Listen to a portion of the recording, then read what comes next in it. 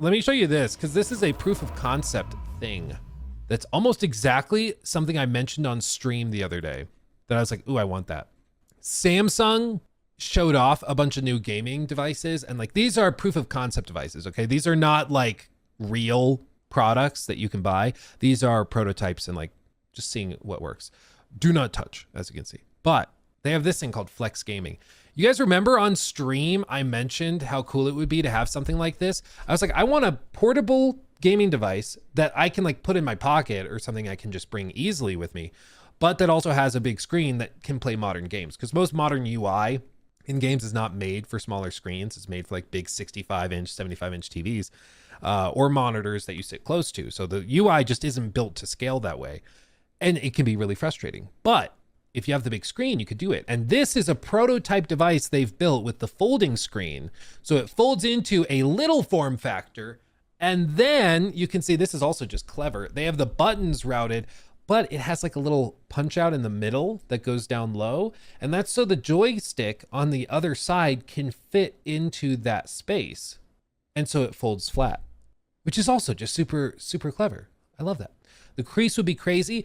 Yeah, Samsung's crease on their foldables has been a consistent problem. I had the Z Fold 3 back in the day, and I even bought the Z Fold 6 and tried using it, but the fold crease was really bad. Other phones don't have that problem though. The Pixel, I don't think, Pixel Fold doesn't have anywhere near as bad of a crease. It's just a Samsung thing. They haven't really settled on how to get it taut enough to get rid of the crease, but a cool idea. And this is something, if it were polished up, if it was somewhat capable of playing games, even if we get to the point where like cloud gaming is, you know, really, really solid, and this was just like a portable GeForce Now machine, that still is a cool concept. I think that's cool.